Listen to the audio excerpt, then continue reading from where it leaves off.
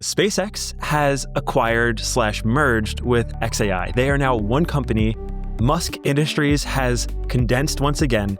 And if you are a shareholder in Twitter, you have now owned Twitter, X, XAI, and now you are owned by a space exploration company. This is the largest merger and acquisition in history. No one's ever done anything at this scale before. And the downstream implications of this are fairly huge. The amount of value that's going to be unlocked for public markets once this goes public in the middle of this year is going to be a really big deal. So throughout this episode, we're going to talk about why this matters and how you can actually make a buck from this. How do you participate in the upside of this merger as it relates to Musk Industries with SpaceX and Tesla and all of the companies that are underneath the umbrella? So Ijaz, maybe we'll start with the actual announcement from Elon himself, talking about the merger and why specifically they decided this was the right time to do it. Yeah, so this merger officially makes this company the most valuable private company in the world, $1.25 trillion. It valued XAI at $250 billion and SpaceX at $1 trillion. And if you've been watching the show, you know that there's a rumored IPO of SpaceX. So now that rumored IPO has just got a lot bigger, probably going to be the biggest one that we've ever seen.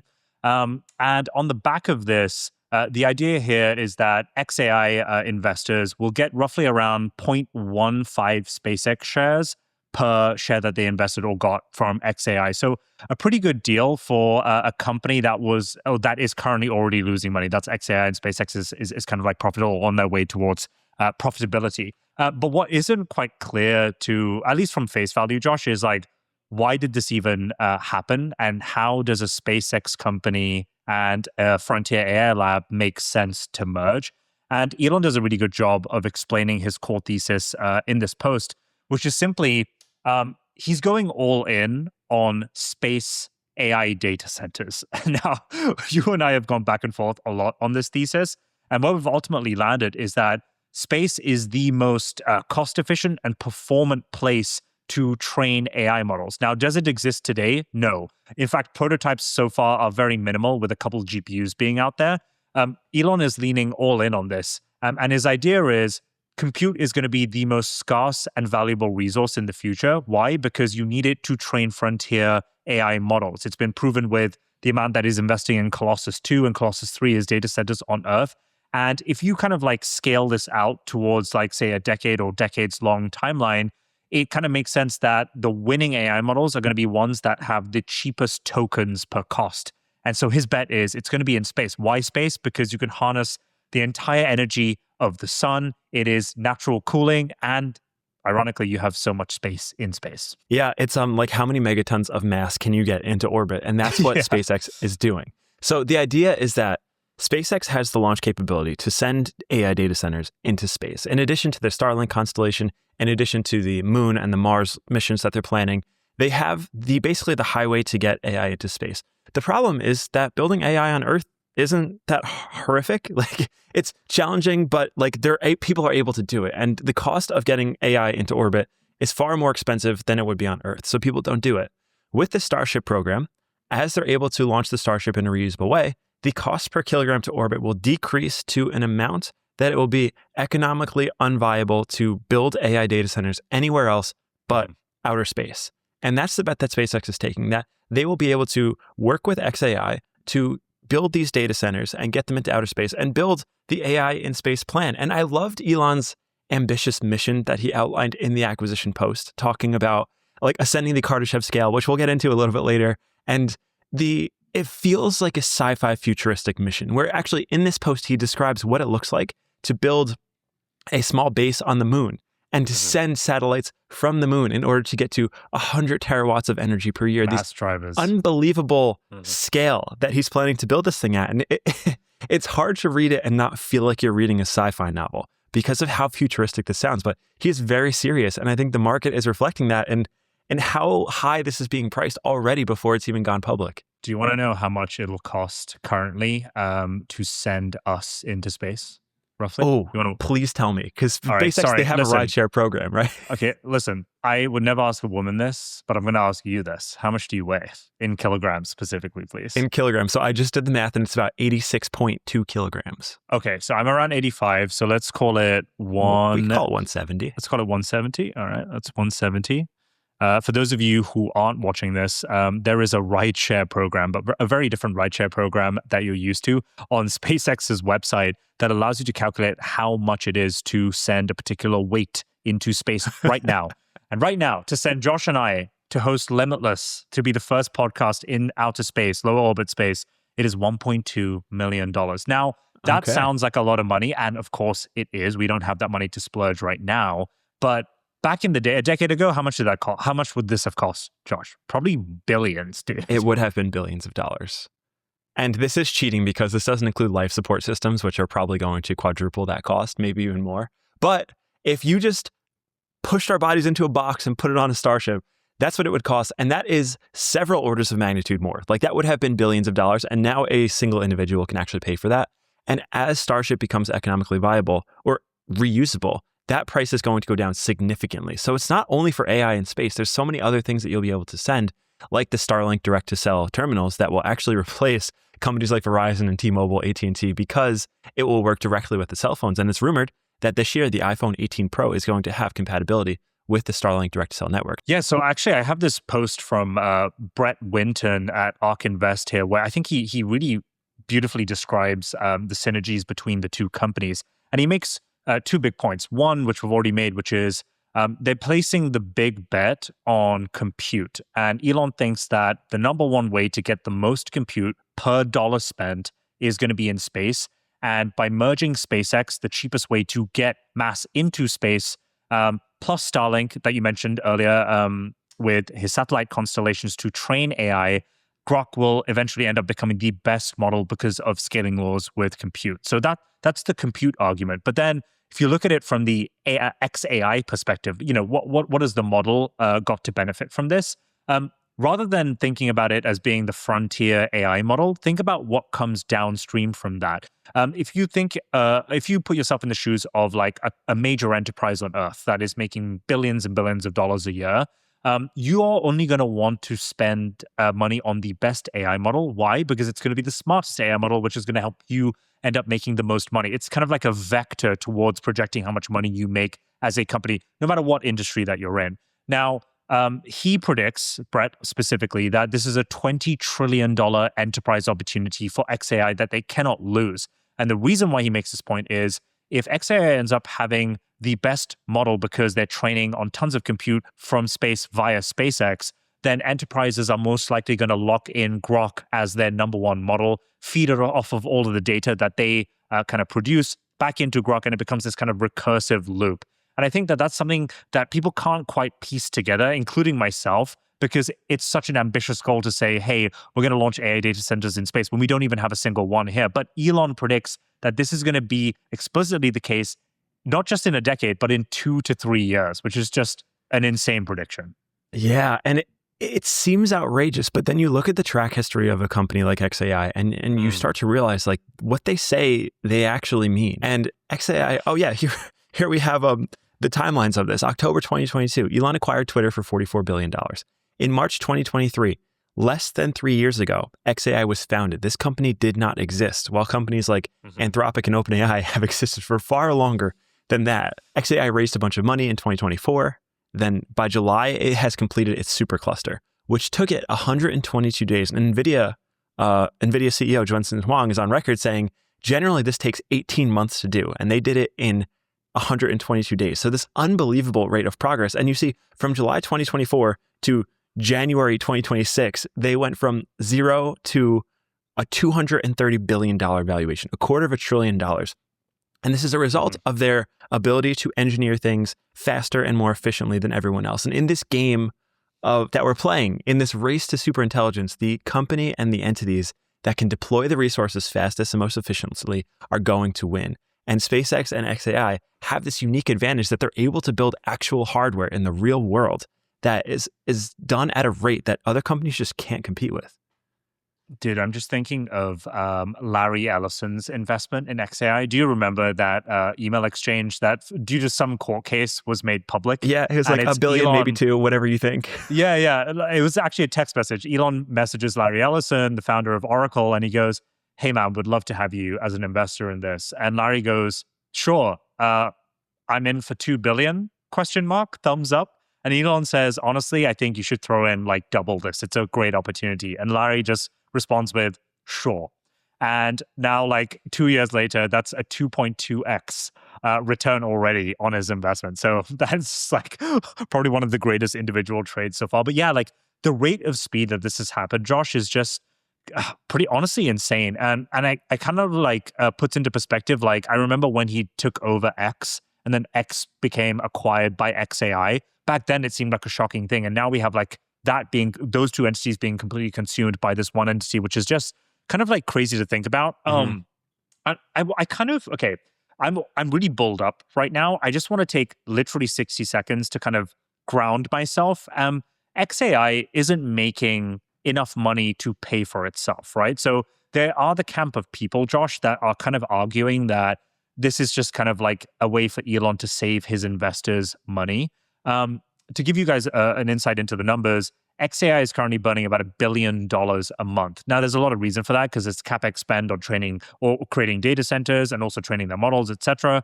And they're only making around $500 million per year. So they're losing quite a lot of money. That ratio is much larger than, let's say, what Anthropic is losing a year or OpenAI is losing a year.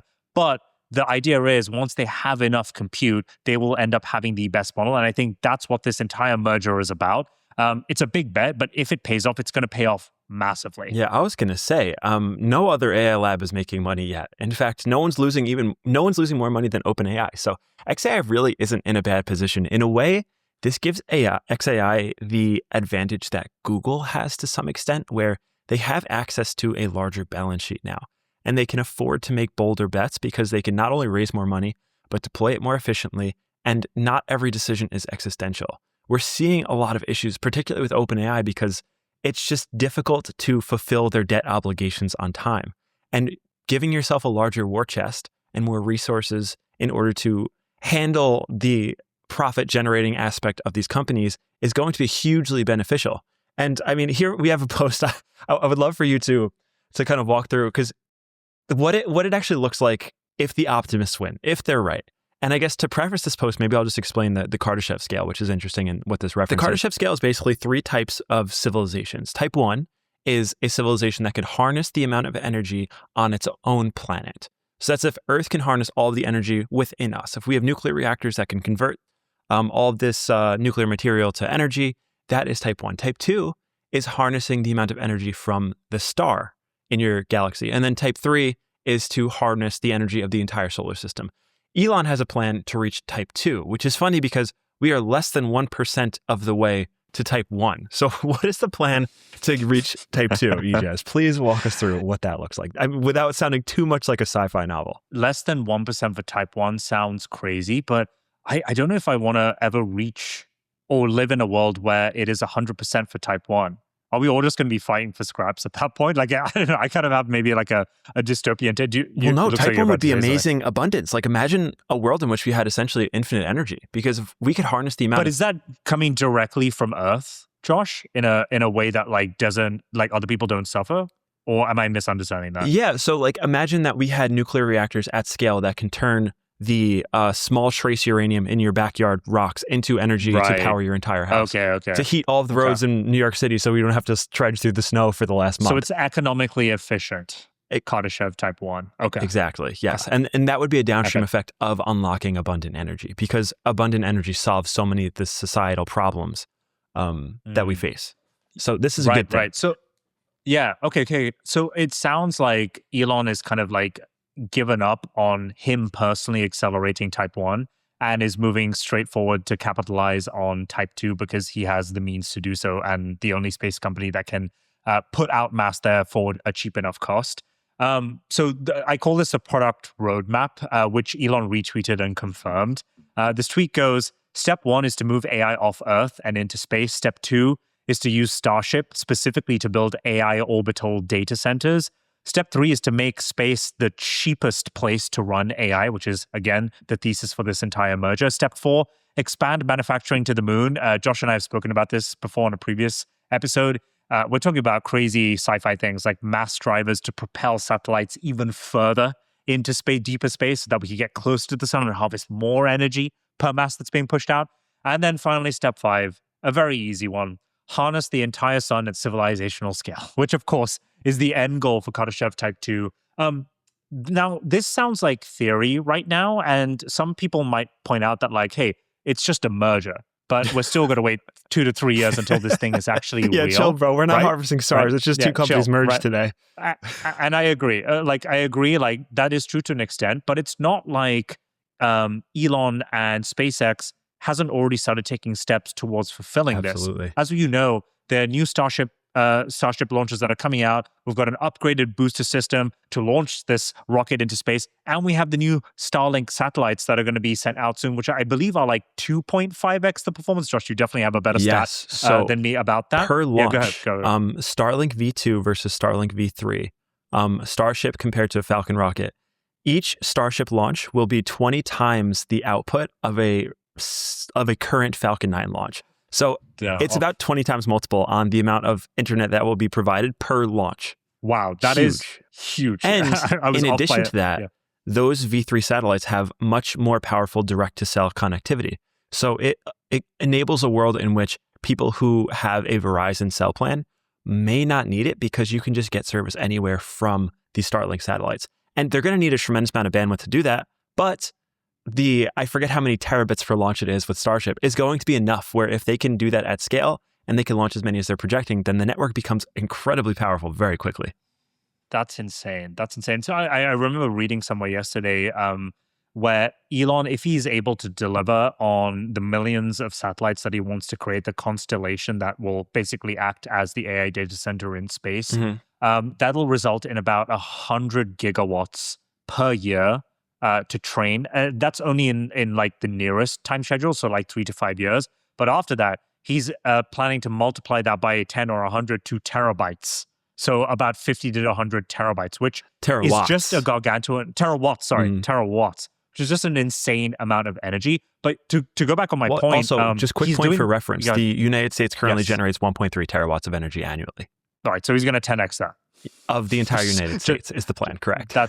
And I guess his argument there then is like, we can't do this on Earth because it's going to come at the cost of other people's daily livings and requirements for energy. So his idea is to just kind of offload that into space so that it doesn't affect any of the water resources, minerals, and all that kind of stuff that would be required to reproduce the same type of effects on Earth.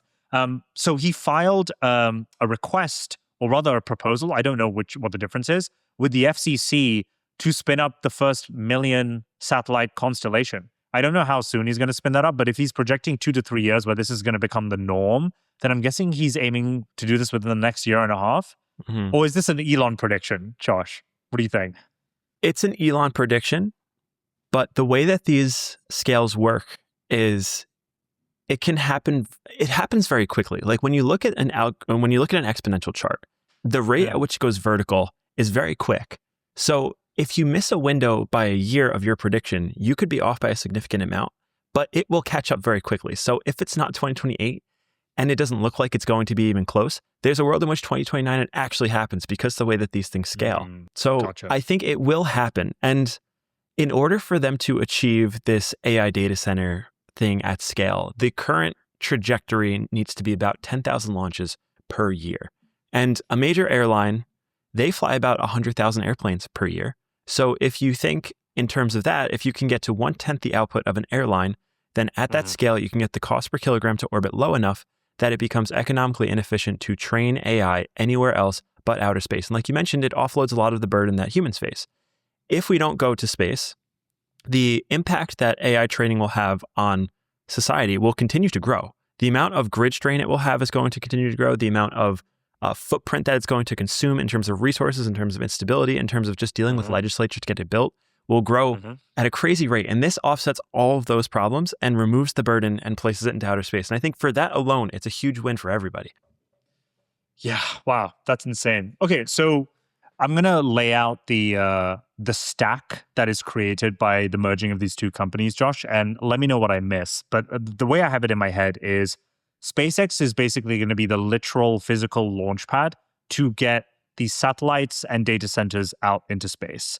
And then the satellite specifically, so Starlink in this case, will be the connectivity layer. So you're going to have like satellites basically beaming data to train AI models, Grok presumably, and maybe whoever else wants to pay for the service, but Grok primarily out there. And then you have compute back on Earth provided by Colossus 2, Colossus 3, and presumably Colossus 4, 5, and 6, which kind of like handles the Earth's resources to train Grok 5 there. And then you have the model Grok 5, and then you have the distribution through X, the social media platform. Am I missing anything? There's a lot going on there.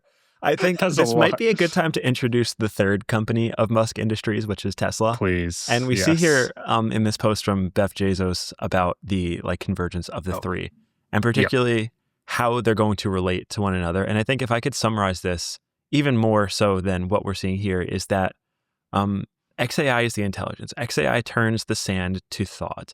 And then Tesla powers that and embodies that through Optimus robots, through cybercabs. It gives it a physical body in which it can live in. While XAI exists as the orchestration layer. So once you embody this AI, XAI can also orchestrate millions of these humanoid robots to do something valuable and productive. And then SpaceX is the expansionary layer that takes all of these resources that have been generated here on Earth and sends it into outer space, which has a few benefits. The first is that it's much more economically viable to improve the intelligence of these models out in space. And then it's also an unlock in terms of exploratory value. We can send humanoid robots to the moon at scale. You have access to low Earth orbit networks. You get all of the benefits that come from having all of this untapped real estate and untapped energy source, which is just being closer to the sun and being able to deploy solar at scale to reach the energy requirements to actually train these models at scale. So it's this unbelievable convergence that's happening between these two companies.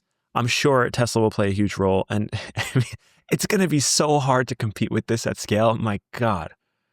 I have a question for you, Josh. Yeah. Do you think, what are the odds that Tesla merges with this new SpaceX XAI X entity? I would like for them to be high. And I think they're probably somewhere around 50%.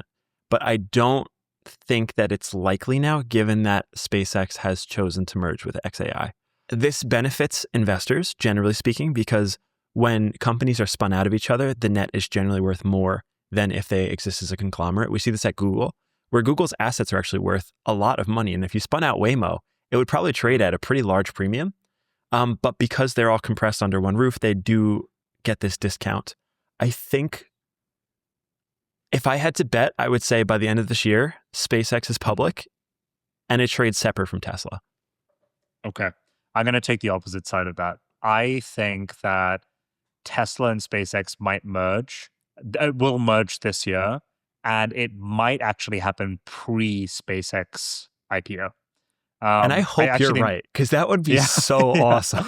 Yeah, it's going to be one equity instrument that you can basically invest in to get exposure to all of Elon's efforts. Musk Industries. Nearly all. It doesn't include Neuralink until that inevitably gets acquired by friggin' X or something. But until then, this tweet actually lays it out pretty well, or the hypothesis. He goes, the real genius is this. Elon is effectively running what's called a dual track. A dual track is when a merger and an IPO are prepared simultaneously, creating maximum competitive pressure. He's referring to a merger between SpaceX and now Tesla. Tesla shareholders, who would ultimately have to sign off on any deal, are then faced with a stark choice. Disapprove the deal and suffer a catastrophic outflow of Tesla holders because they're going to be selling to get into SpaceX XAI, or approve, some begrudgingly, a merger with epic dilution. I don't know why it would be dilutive, actually, and avoid the Tesla exodus to SpaceX XAI. This maximizes shareholder buy-in. Brilliant. Now, I think some of this is tinfoil hat, but if I think back to a tweet that I saw Chamath post mid last year, where he predicted that this merger between SpaceX XAI would happen, and everyone laughed at him, including myself. Now I'm kind of like, maybe this will happen. And he believes that there's a strong chance that it will. I certainly hope so. So maybe we can answer the question now of how do you actually participate in all this upside that we're describing? Because clearly, I mean, XAI is private, SpaceX is private. They will go public, but it's difficult to acquire shares. So what are the ways you can get involved? I think the first one is through Tesla stock. What we have on screen is a post from Elon who says, I've mentioned something like this before, but if any of my companies goes public, we will prioritize other longtime shareholders of my other companies, including Tesla. Loyalty deserves loyalty. So I think that's stating it as about as clearly as you can get. If you want access to the upside, the only public instrument you can really own right now is Tesla stock. And the hope is that there will be some preference for the shareholders in addition to just owning shares of an amazing company. The other interesting way that you can get involved is through another company who just so happens to own quite a bit of shares of SpaceX stock, which is actually Google, believe it or not. Google owns 7.5% of SpaceX. It's one of the largest shareholders on the balance sheet. And that's in addition to owning about 15% or 14% maybe of Anthropic stock. So Google has kind of become this holding company for major AI labs, in that if you want access in public markets, then your best bet is either buy SpaceX or buy Google. And those seem to be ironically, the two companies that I am most bullish on. We released an episode on Bankless earlier this week talking about why we're so bullish on those companies. And those are probably the ways that I would suggest, if interested, getting some level of exposure to this prior to IPO. Yeah, Google is one of the greatest investment entities of our time, if they weren't considered one of the top technology companies. It actually brings up a question that I want to kind of propose to us, Josh, which is, how would other frontier AI labs theoretically compete with this new entity? They're going to have all the compute in the world that they could desire. They're going to have first rights of access to this compute because SpaceX is the only one launching satellites into space for cheap enough cost. And then they're going to use the scaling laws to make Grok into the biggest beast ever. Now, granted, all of this is theory right now because we haven't seen a new Grok model in kind of a while, rumored to be a new model released this month, actually. But assuming the scaling laws prove effective, which is what Google's Gemini actually proved, then, how did they get beat? OpenAI doesn't have access to their own space company that could get access to this. They're either going to have to pay SpaceX a huge premium or go with someone like Blue Origin, Amazon, maybe bullish Amazon as well there. And even in the absence of space-based data centers, the XAI team currently has the largest coherent training cluster. They've been deploying these GPUs faster than any other company. And it feels that on a raw compute, raw intelligence level, XAI has already won. And kind of similar to Google, where they have these TPUs and they have this accelerated compute and they have the cap table to weather the storm in a way that other companies cannot. We see XAI already subsidizing everything. They're offering ads, and they're trying to claim percentage points of innovations that's made on the platform. And Google has the balance sheet to subsidize this. So it's going to be really difficult to compete in the absence of space with space data centers and with the Tesla free ride to outer space.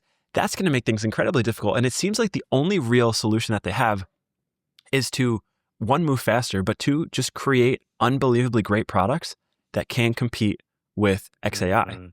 Like to build a moat as strong and as tough as possible, as fast as you can, so that users and customers, they don't want to leave. But those incentives to leave are going to grow very, very strong as a company like XAI kind of realizes its final form, deploys these at scale, and just continues to build super intelligence at a rate that I'm not sure any company is able to match. Yeah, intelligence just becomes a function of compute, I guess. So Correct. It all comes down to compute. Yeah, it's an energy problem. Spice. The more energy you can throw at these chips, the greater the intelligence is. And there is seemingly no limit to where that ends. The person who collects the most amount of energy and the most amount of chips wins. Tesla is building their own chip fab. Tesla has the battery infrastructure. They have the solar panels. And now they have a company that can actually take that into outer space and leverage the benefits that come with space. Things like 8 times more efficiency on solar panels and sun synchronous orbit, where you can actually sync up your satellites to never go out of the sun's rays and to stay in the light side of orbit for like perpetually. So there's a lot of huge advantages that come from this, run by the best operator in history. And it's like, you're really fighting an uphill battle here. Josh, I have a question for you before we round up the episode. Let's give it till 2030, and we assume that SpaceX IPOs, and this may be with or without a Tesla merger. What's the valuation of that entity? Without a Tesla merger, there's probably a clear path to $5 trillion. With the Tesla merger, there's probably a clear path to $10 trillion. The reasoning behind that would be by 2030, they should have Starship working at scale. the cost per kilogram to orbit should be low enough where it becomes economically inefficient to build AI anywhere else but space. And SpaceX owns a total monopoly. They'll also have the value of the Starlink network mostly realized by then, where they'll have deployed enough Starlink V3 and probably V4, V5 satellites into space that they will be able to network the entire globe at a level that competes with Verizon and all of the other cell providers.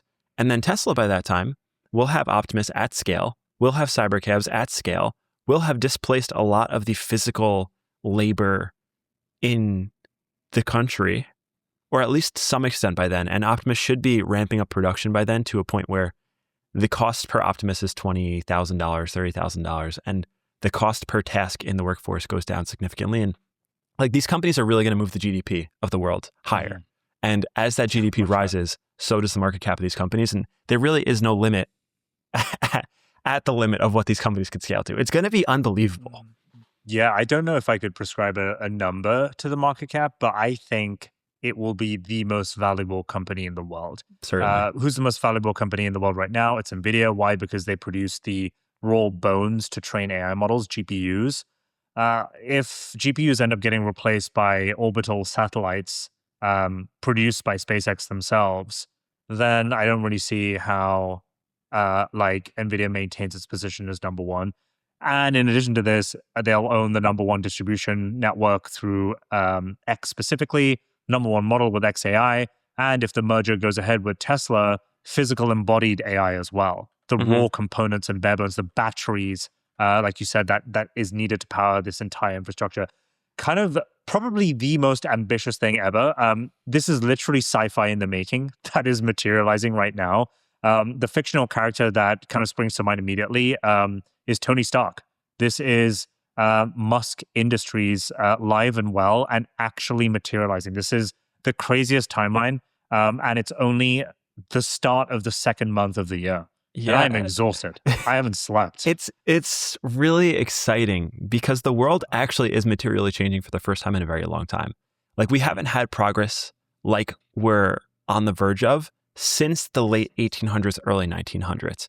And these companies have a very clear path to getting there. And I think there is this mispricing happening where a lot of the expectations and valuations are based on the past 20 to 30 years of progress. That's why Tesla's trading at 1.3 trillion relative to a company like Google at 4+ trillion or NVIDIA 4.5 trillion. And it seems like there's a lot of catching up and repricing that needs to happen as we move forward. And I suspect the SpaceX IPO will be one of the first versions of kind of like a slap in the face. Like, oh, wait a second, this world that we're going to isn't like the world that we're coming from. And as a result, things need to change, things need to be repriced. And we're probably going to see that significantly happen as SpaceX and XAI go public. So that's going to be incredibly exciting, along with all the other amazing stuff that's happening this year. It's just this week, even this week, every week feels like a month. The progress is happening so fast. It's tough for us to keep up with. So thank you for listening and keeping up with it with us. It's been really fun to just continue to cover all this crazy news as it happens. And there's more coming this week too. Yeah, there's a lot more coming. So before we started recording this episode, there are strong rumors that Anthropic's going to be dropping a new model that is going to be even better than Opus 4.5 at coding. And then yesterday, we got a new coding interface from OpenAI. So we're going to have an episode that's probably going to compare the two with some really awesome demos so you guys can actually figure out how to use these things. Really stoked for this.